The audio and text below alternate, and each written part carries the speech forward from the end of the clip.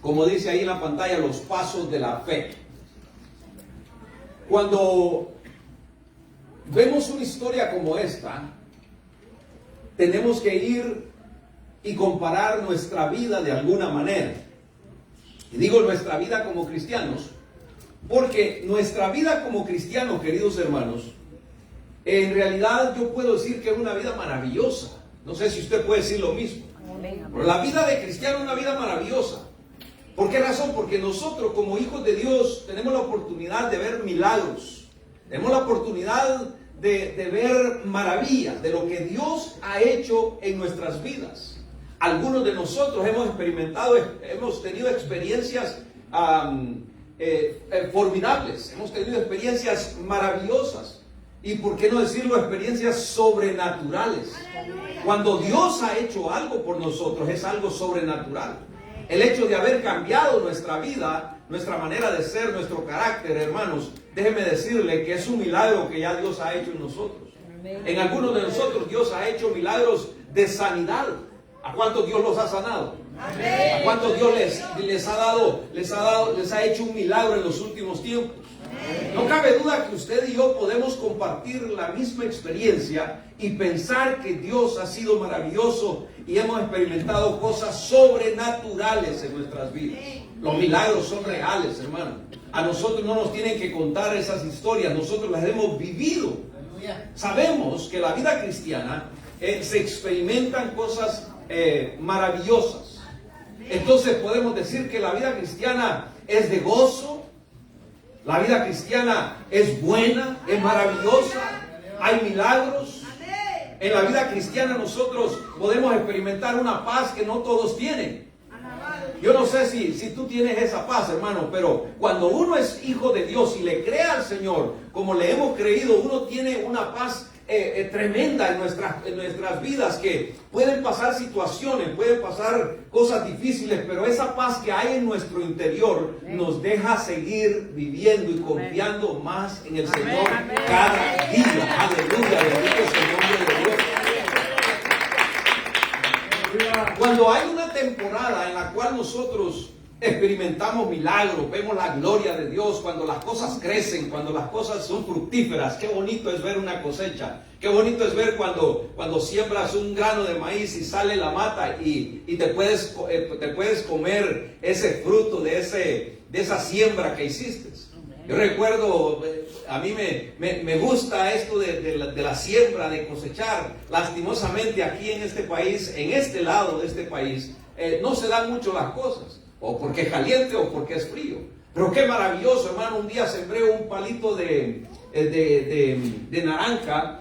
Y ese palo da unas naranjas, pero fantásticas, dulces. Las primeras 40 naranjas las traje aquí enfrente. Las traje aquí y se las di, las repartí en algunos hermanos. La primera cosecha fueron 40 naranjas.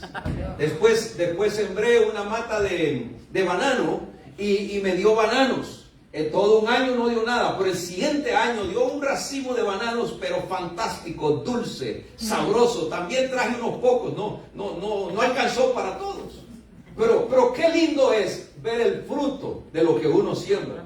Cuando las cosas van bien en primavera, las cosas en primavera huele, hermano, huele a flor, huele a amor, dicen algunos, ¿verdad? La vida va de viento en popa, diría un marinero. Va maravillosamente caminando, va sobre ruedas, dirían algunos.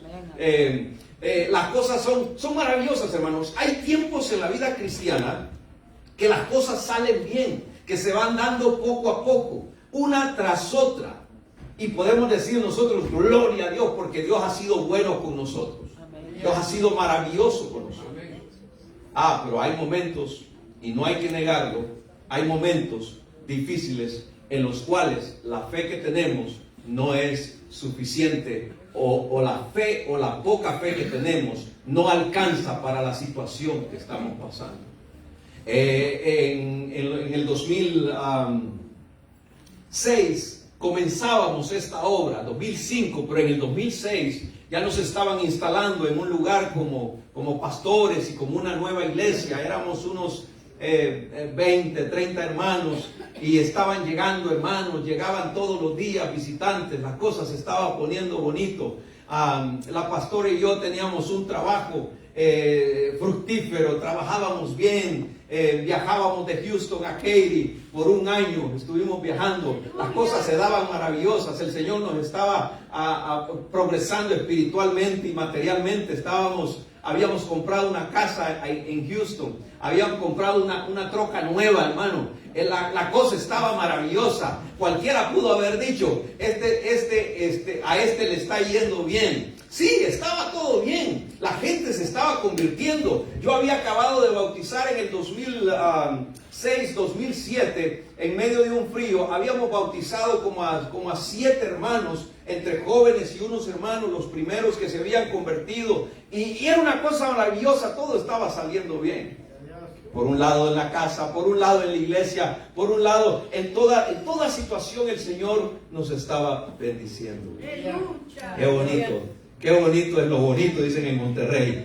Hermano querido, déjeme decirle que no todas las veces las cosas van bien. A veces nosotros tenemos que ser probados. A veces nosotros tenemos que pasar un desierto. A veces tenemos que Dios mismo permita que nuestra fe sea probada, porque hay momentos en que no es suficiente la fe que tenemos por la situación que estamos pasando. Y a veces parece que no hay solución para esa situación. En ese mismo 2006, cuando todo iba perfecto, cuando todo iba bien, algo inesperado. Nosotros estábamos dispuestos a todo y todavía estamos dispuestos. No crean que se ha cambiado. Después de 19 años todavía el Señor nos da la fuerza. Pero déjenme decirle algo, déjenme contarle esto. Todo estaba saliendo bien, maravilloso. Y un día llego del trabajo y me dice mi esposa, voy a ir a ayudar a una hermana porque se están mudando. Le dije, ¿quieres ir conmigo? Dije, no, yo estoy bien cansado. No creo que pueda ir. Es más, necesito descansar. Había trabajado mucho. Y dijo ella, pues me voy yo y me llevo a los muchachos. Y los muchachos, creo que el único que estaba disponible era Kevin. ¿Cuántos años tenía? ¿10 años? 9.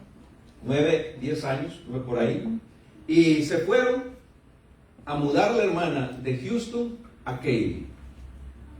En el primer viaje, no sé qué es lo que llevaba, colchones, usted sabe cuando uno se muda, ¿no?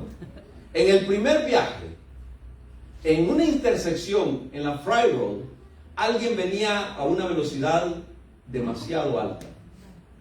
En una luz, donde iba mi troca, que estaba nueva, Mi troca.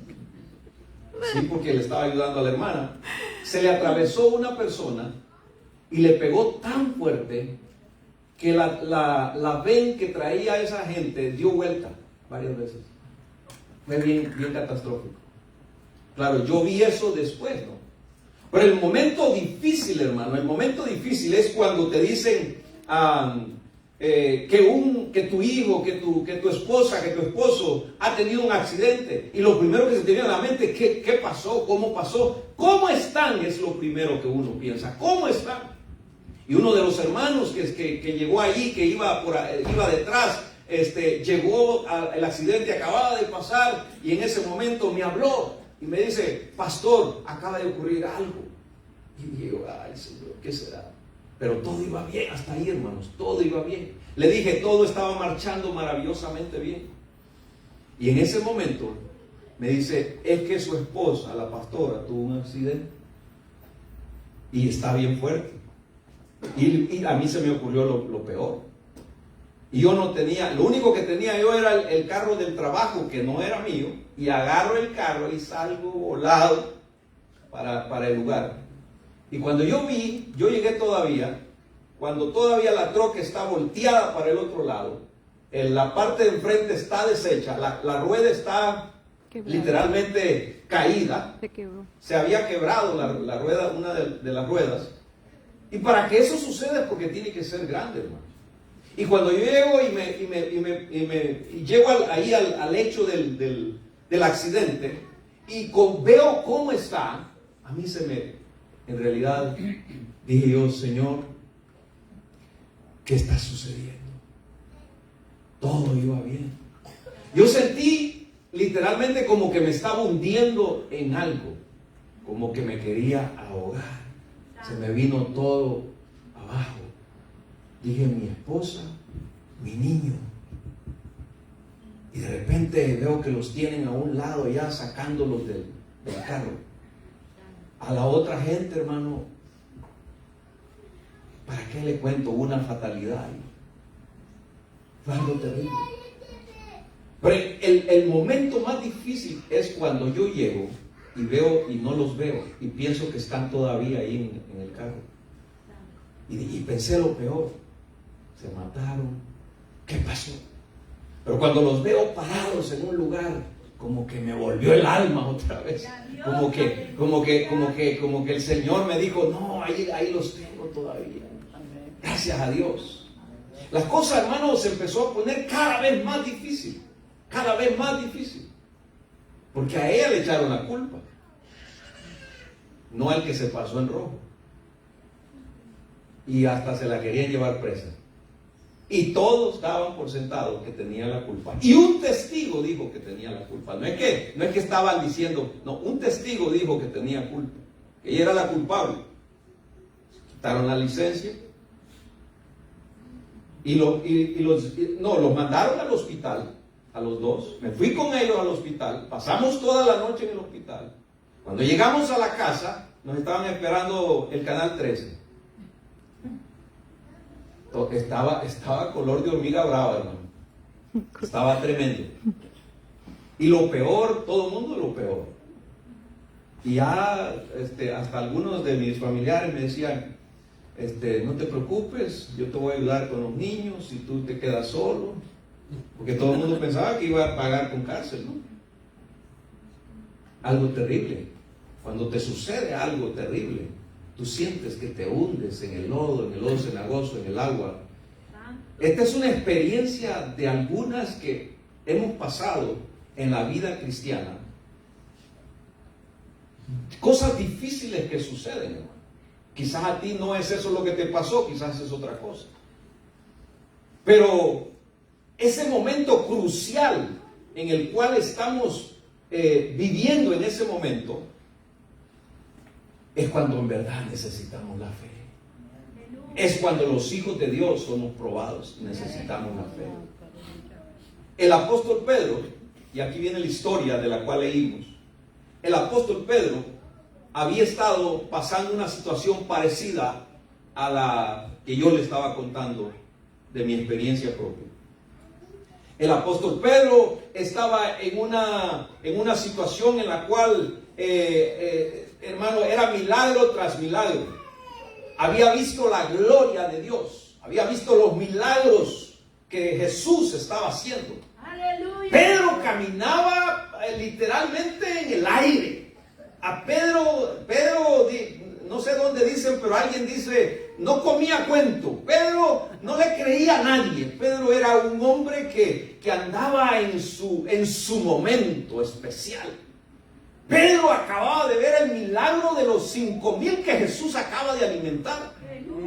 Traen 2 panes y 5 peces y Jesús dice, tráiganlos aquí. Los empieza a partir, dio gracias y le dice a los discípulos, repártanlos. Los discípulos reparten los pedazos de panes y de peces y no solamente alimenta a los 5,000, sino que sobran 12 canastas. Hermano, quien ve algo así se maravilla y dice, gloria a Dios. Pedro, hermano, tenía una fuerza sobrenatural, espiritual, que no lo detenía nadie. Pedro acaba de ver milagros extraordinarios de Jesús. Déjeme decirle que uno de los primeros milagros que yo no sé si Pedro le agradeció a Jesús, pero uno de los primeros milagros que Pedro mira en su vida espiritual es que le sanó la suegra. Y de ahí en adelante era milagro tras milagro. La alimentación de los 5,000. Acaba de sanar a su suegra. Y luego en Lucas capítulo 5 hay una historia de cuando Jesús llama a Pedro. Y está Pedro, que había pescado toda la noche. Había estado tratando de pescar toda la noche. Y están ya en la playa, era la cuarta vigilia. Por eso esta vez que Jesús se le aparece, es una cosa como dicen en el mundo no sé si será de la ficción o en el mundo científico o en el mundo que dicen es un déjà vu. O sea, le está volviendo a suceder. Otra vez a la cuarta vigilia, en Lucas capítulo 5, en la pesca milagrosa, ellos ya están ahí lavando las redes, pero no han pescado nada toda la noche. Y resulta que llega Jesús y se les aparece en la madrugada. Están lavando las redes y le dice Jesús, ¿qué es lo que está pasando? Y Pedro dice, pues no hemos pescado. Hemos tratado de pescar y no hemos sacado nada. Entonces Jesús le da la orden a Pedro y le dice, Pedro, boga mar adentro. O sea, métete allá, porque aquí en la orilla no vas a sacar nada. Y Pedro agarra la barca, se van para lo profundo y empieza, y Jesús le da una orden, tira la red hacia la derecha. Y cuando Pedro tira la red, hermano, sacan aquella gran cantidad de peces. No le cabían en la barca de él ni en las otras barcas. Arrastraron las barcas hacia la playa y eran incontables aquel montón de pescados que habían sacado ese día. Era un milagro. Mire, Pedro, hermano, estaba viviendo una experiencia sobrenatural. No le alcanzaba su mente para pensar en todo lo que estaba viendo. Jesús le dice, boga mar adentro, echen vuestras redes. Amén. Qué milagro tan sorprendente el que está viviendo en ese momento. Pero lo que sigue en esa historia, cuando terminan de sacar los peces, dice la palabra que Pedro cae de rodillas. Lucas capítulo 5, verso 8. Viendo esto, Simón Pedro cayó de rodillas ante Jesús diciendo, apártate de mí, porque soy hombre pecador. Mira, hermano, Pedro está viendo algo que no todos ven. Pedro es uno de los favorecidos que anda cerca de Jesús. Pedro está viendo los milagros con su propia vista, los está experimentando, cae de rodillas. Y el verso 12, que es el verso que a mí me llama la atención, que no solamente él, dice el verso 12, que todos los que estaban ahí, o sea, los compañeros de Pedro, le siguieron a Jesús. Pues ¿quién no le iba a seguir? ¿Quién no quería andar con Jesús? Yo me voy detrás de Jesús, hermano. Dice que dejándolo todos, lo siguieron. ¡Qué tremendo! ¿Quién no iba a...? Pedro se había enamorado, se había entregado, hermano, de una forma sobrenatural. Es que Jesús quería tratar con Pedro, como quiere tratar con muchos de nosotros. A veces nos preguntamos por qué nos pasan a nosotros ciertas cosas. Hermano, yo te voy a decir una cosa. Si te pasan ciertas cosas en Cristo, no es lo mismo que te pasen fuera de Cristo. A alguien que le pasen fuera de Cristo es porque, no sé, por un accidente, por algo. Pero cuando uno está en Cristo, cuando uno es cristiano, cuando uno le cree a Dios y se encamina y le cree y ve los milagros y de repente te viene algo que dices tú, pero ¿cómo? Si soy bueno, si yo pago las taxas, si soy buen ciudadano, soy buen vecino, ¿por qué me hacen esto a mí? ¿Por qué me sucede esto a mí?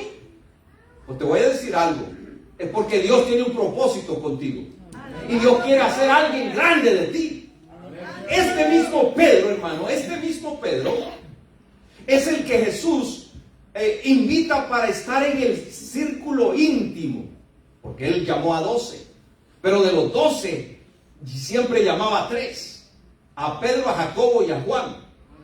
Este Pedro, hermano, tuvo el privilegio de estar con Jesús en lugares inimaginables. Los milagros se quedan chiquitos, porque Pedro fue uno de los que entró con Jesús cuando cuando él resucitó a una muchacha, si no estoy equivocado, entró y le dijo, sálganse todos. Y este Pedro estaba viendo el milagro de esta muchacha que estaba resucitando. Luego el Señor Jesús le dice a los discípulos, vamos a orar en el Getsemaní. Y se llevó a Pedro, a Jacobo y a Juan. Pero antes sucedió algo que a mí, hermano, esto sí yo creo que ya esto está fuera de serie. Sí, milagro se queda chiquito. Esto porque Jesús se transfigura. Amén. Y entonces, ¿quién cree que está ahí? Pedro, Jacobo y Juan. Y el Pedro, como es atrevido, le dice: Señor, hagamos una enramada, una para ti. Y es que la cosa se está poniendo buena, porque ahí quien se aparece es Moisés y Elías. Moisés y Elías.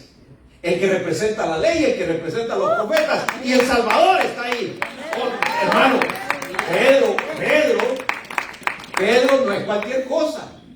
Pero este Pedro que vio todo, mira, hermano, hay cristianos que vemos todo, pero cuando nos pasa algo, yo no sé de dónde tiene que aparecer la fe. Y eso es lo que Pedro necesitaba. Este mismo Pedro, hermano, es el que después de que el Espíritu Santo en el aposento alto cae y la presencia del Señor bautiza a aquellos 120, es el que se para y empieza a hablar. ¿Cuándo Pedro podía hablar? Si Pedro no fue a la escuela, y la gente que estaba allá alrededor viendo el discurso de Pedro, hermano, decían: pero ¿cómo es que este habla si este no fue ni a la escuela? Este es del vulgo, este es un pescador que no sabe. No, hermano, Pedro era como cualquier hombre común y corriente, no fue a la escuela, no aprendió nada. Pero cuando el discurso de Pedro se convierte en 3,000, ¡oh, gloria al Señor! No cabe duda que Jesús lo estaba preparando para el discurso. No cabe duda que el Señor lo estaba preparando para ser líder de la iglesia. Yo no tengo duda de eso. Estaba pasando la mejor temporada, Pedro. Pero ahora, volvamos al pasaje que leímos. Fíjense. Aquí en este pasaje de Mateo capítulo 14, no cabe duda que estamos ante otro milagro extraordinario. Estamos porque ¿quién camina en el agua, hermano? En los videos ahora hacen que la gente camine en el agua. ¿Qué no hacen ahora con la inteligencia artificial? Cuídese, hermano, cuídese. Cuídese, guárdese. Porque de aquí en adelante no sabemos qué va a pasar. La inteligencia artificial está que nos come a todos, si es que nos dejamos. Pero cuídese, cuide sus hijos, cuide su hogar, cuide su internet, cuide todo lo que tenga, pues. Cuídese espiritualmente, porque las cosas no pintan bien de aquí en adelante. Cuide sus hijos. Este Pedro, hermanos, emocionalmente andaba por los aires. Estaba emocionado con todo lo que estaba pasando. Y este milagro que está sucediendo aquí es un milagro extraordinario, pero en el sentido de que Jesús permite, porque no dudamos de Jesús. Jesús es Dios. ¿Qué no puede hacer? Si Él hizo el agua, Él no puede caminar sobre el agua. El problema somos nosotros, que pesamos 180 libras y queremos caminar en el agua. No, hermano, camine allá en la luna. Si tiene la oportunidad de ir a la luna un día, allá flotamos un poquito porque la gravedad es diferente. Pero aquí la gravedad, la ley de la gravedad dice que todo lo que sube tiene que caer. Entonces, nosotros no podemos ni estar ni sobre el aire ni sobre el agua. Es más, ni alas nos hicieron para que volemos. Pero, como Dios es Dios y Jesús es Dios, Él tiene toda la potestad de hacer lo que Él quiera. Pero que permita que un hombre haga lo que Él está haciendo, esa es otra cosa. Y eso es lo que se está dando aquí. Pedro está emocionado. Y Jesús le permite que camine sobre el agua. Qué tremendo, ¿no? Que Dios no... Eso lo jugábamos cuando éramos niños. A los poderes. Si tuvieras un poder, ¿qué hicieras? No, dicen uno, yo volara. Yo quisiera atravesar las paredes. Yo quisiera leer lo que están pensando los hermanos ahí. Cuando el pastor está predicando. ¿Qué estarán pensando? Señor, ayúdame. ¿Qué estarán pensando los hermanos? ¿Están pensando en la comida? ¿Están pensando? ¿Qué están pensando? ¿Están concentrados en el mensaje o qué? Qué tremendo, ¿no? Esas cosas, hermanos, solo se ven o en las películas o con Jesús. Y aquí Pedro lo está viviendo. ¿Quién camina sobre el agua? Pedro el abusado. Sucede que aquí Jesús acaba de alimentar a los 5,000. Porque tengo una idea de lo que leímos. acaba de alimentar a los 5,000, despide a la multitud, está hablando todavía con ellos, porque es que la gente se le está acercando. Y entonces les dice Jesús a los discípulos, miren, agarren la barca, váyanse y yo los alcanzo. A ninguno de ellos se le ocurrió decirle, Jesús, ¿y quién te va a llevar? Es la única barca que hay aquí, hombre. Y a ninguno de ellos pensó, pero ellos hicieron caso, agarraron la barca, cruzaron, y cuando iban en medio, se viene una tempestad fuerte. Y entonces Jesús los alcanza. Pero Jesús no lleva barca, no lleva nada. Él va caminando en el agua. Y se les acerca, y cuando llega cerca, ven aquel resplandor y piensan que es un fantasma. Y gritan. Yo no sé cuáles eran los gritos, pero según lo que dice ahí, ellos dijeron, es un fantasma. Y ahora Pedro está viviendo una de las cosas más extraordinarias de su vida, caminando sobre el agua. Señor, si eres tú, permite que yo vaya a ti. Y le dice Jesús, pues ven, acércate. Y entonces Pedro está viendo este milagro. Pero hay algo aquí, hermano querido, que yo quiero que usted vea en esta mañana. Jesús le permite a Pedro caminar sobre el agua, pero no para que vea un milagro más, no para que experimente un milagro más. Jesús le permite a Pedro que camine sobre el agua para que sepa, escúcheme bien, para que sepa que la base de la vida cristiana es la fe. Jesús le permite a Pedro que camine sobre el agua para que sepa que la fe es la base de la vida cristiana. En otras palabras, la fe es la que a nosotros nos va a sostener en los momentos más difíciles de nuestra vida. Que la vida cristiana no se puede caminar sin fe. Si uno dice que es cristiano, uno tiene que caminar en fe. No importa lo que va a suceder o lo que está pasando, uno tiene que caminar en fe. Eso es lo que Jesús les quiere enseñar a Pedro. Por eso, cuando Pedro se va hundiendo, note lo que dice el pasaje, que había una tempestad. Todavía la tempestad está ahí. Pero en medio de la tempestad, como se ve en la pantalla, Pedro camina, pero dice que Pedro desvía sus ojos y ve el fuerte viento. Y enseguida le dio miedo. Y después que le dio miedo, se empezó a hundir. ¿No le parece a usted, hermano, que es lo mismo que sucede en la vida cristiana de muchos? Está la tempestad, viene el miedo y se empieza a hundir. Eso fue lo que me pasó a mí. Cuando yo llegué a la escena del accidente, vi el fuerte viento, vi la tempestad, vi lo terrible que estaba eso ahí. Me dio miedo. Y espiritualmente me empecé a hundir. Y empecé a pensar ciertas cosas. Señor, ¿por qué a mí? ¿Por qué nosotros estamos ayudando? ¿Por qué a mi familia? No cabe duda que el diablo está detrás de todo esto. Pero también Dios permite que hay cosas que tienen que pasar para que nosotros aprendamos a caminar en fe o a vivir nuestra vida cristiana caminando en fe, dando pasos de fe. Por eso es que Jesús claramente le dice a Pedro, hombre de poca fe, ¿por qué dudaste? Hermano, y aquí está la enseñanza. En nuestra vida cristiana, cuando estemos pasando por los momentos más difíciles, lo menos que nosotros tenemos que hacer es dudar del poder, de la misericordia y de la providencia y de lo que Dios hace con nosotros. No debemos de dudar por nada del mundo, aunque estemos pasando lo peor en nuestra vida. Hombre de poca fe, ¿por qué dudaste? No era para que viera el milagro, era para que viera Pedro. De aquí en adelante tú vas a caminar no sobre las aguas, vas a caminar sobre la fe. Hermano, tú no caminas sobre tu dinero, sobre tu trabajo, sobre tu inteligencia. Tú no caminas porque tienes papeles, tú no caminas porque no tienes papeles. Tú caminas porque eres hijo de Dios y crees que Dios te va a ayudar. Dios te va a ayudar. Hermano querido, le dice Jesús, hombre de poca fe.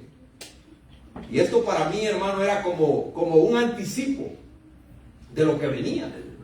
Era como un anticipo porque allá en Lucas capítulo 22, verso 31, en el pasaje que mencionamos, Dice la palabra del Señor, bueno, en ese otro pasaje, Lucas capítulo 22, verso 31. Note lo que le dice, note lo que sucede, hermano.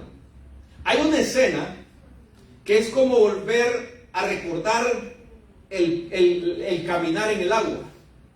Porque aquí en esta escena, ya Jesús está cerca de que lo crucifiquen.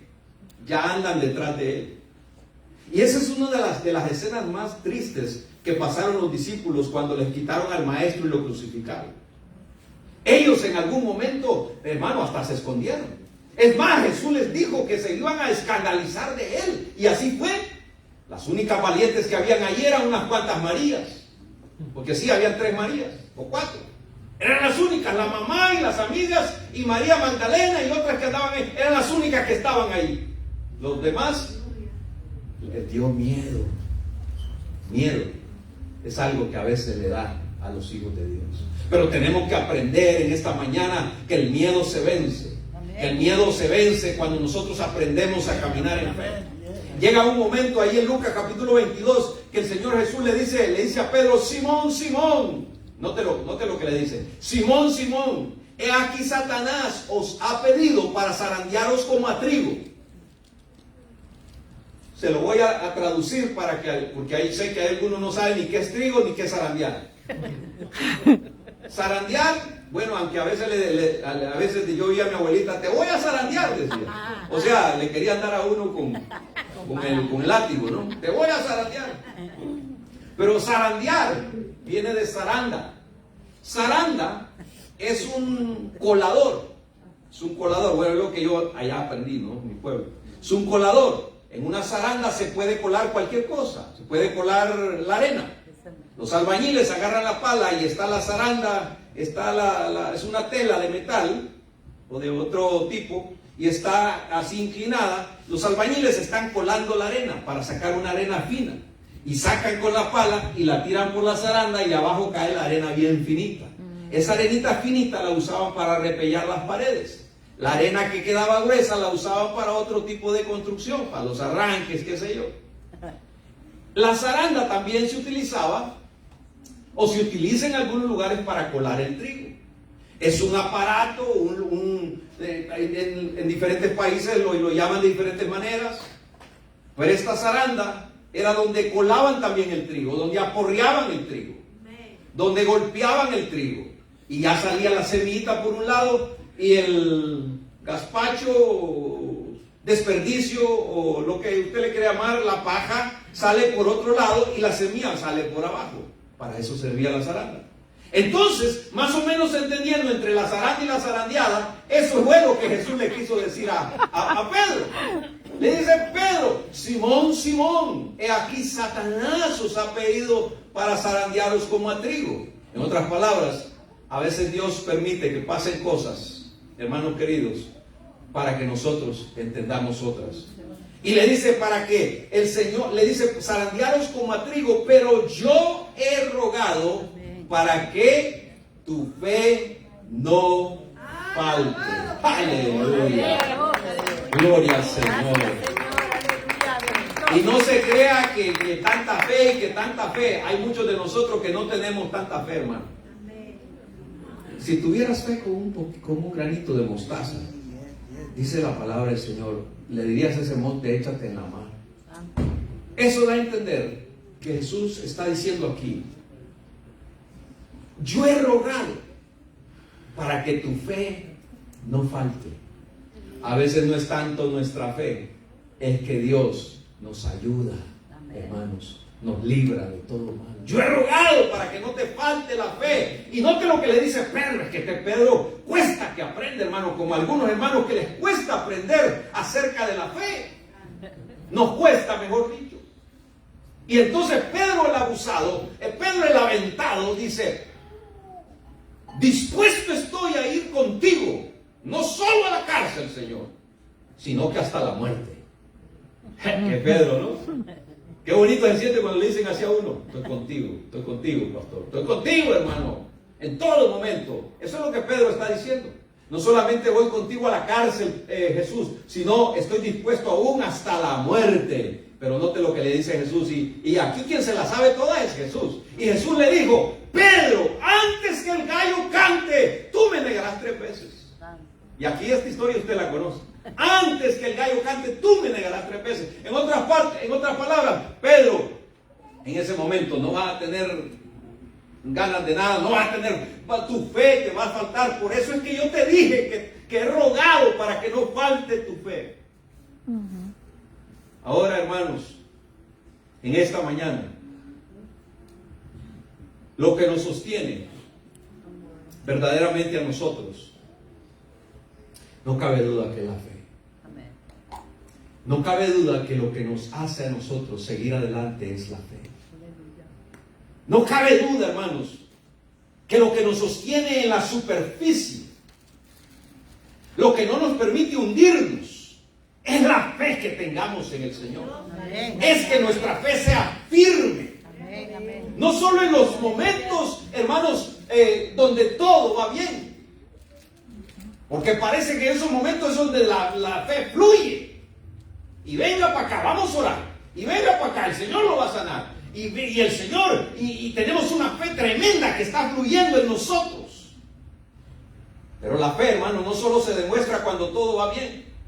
La fe no solo es cuando todas las cosas nos están saliendo bien, sino que la fe también es saber que el que está con nosotros va a estar en todo momento. Amén. Aún en los tiempos difíciles y en los tiempos buenos.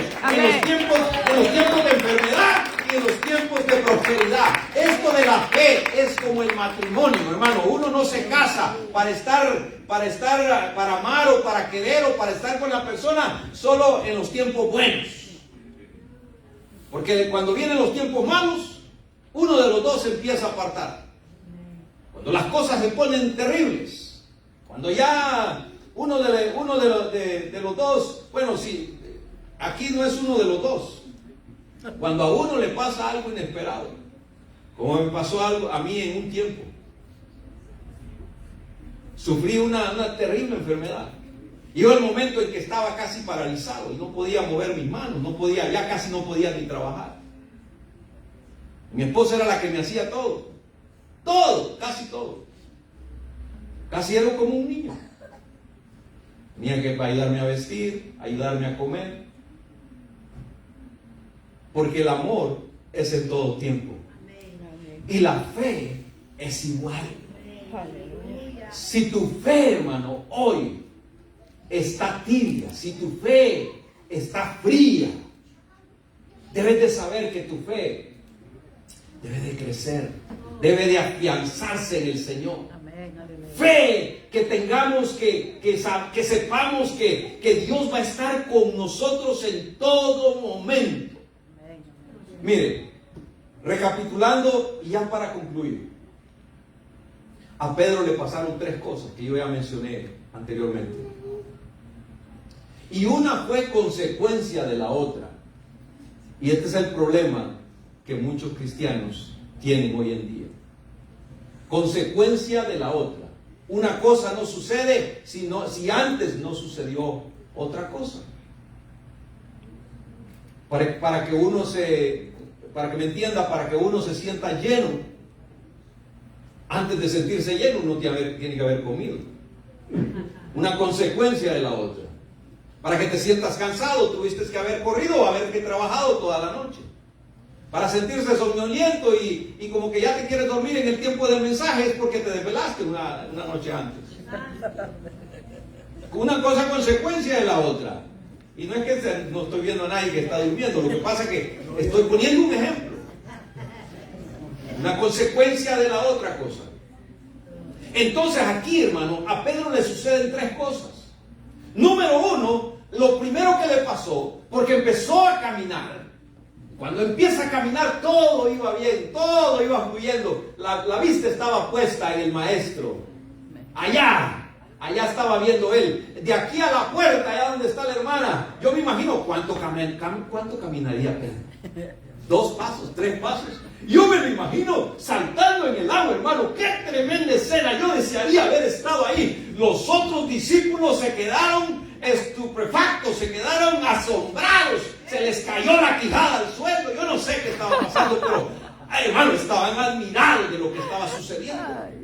Y Pedro caminando, pero llega un momento a la mitad del camino de donde estaba Jesús, el Pedro desvía la vista, porque dice la palabra que lo primero que vio fue el viento recio que soplaba, y Pedro empieza a ver para todas partes. Hermano querido, y esto es lo primero que le sucede a los cristianos: empiezan a ver para otro lado. Empiezan a ver por qué a este sí y a mí no.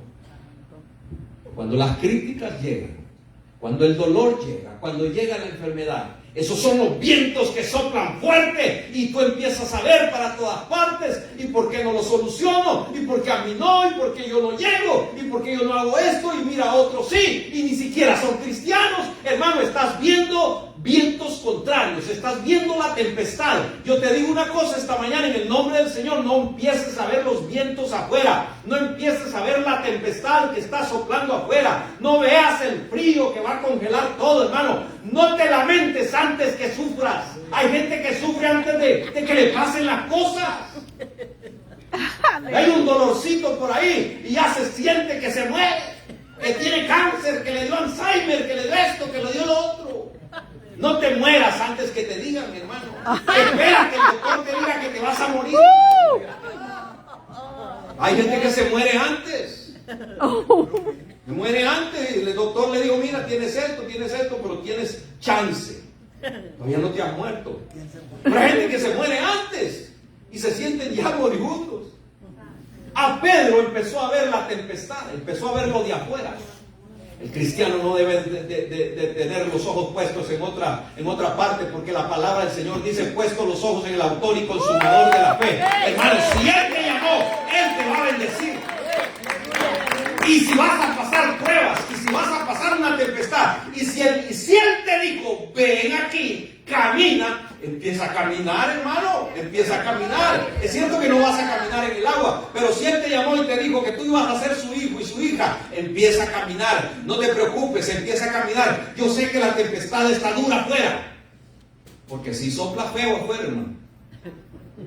Políticamente sopla feo, ¿sí o no? Bueno, solo a 3 y a mí. Ambientalmente está feo.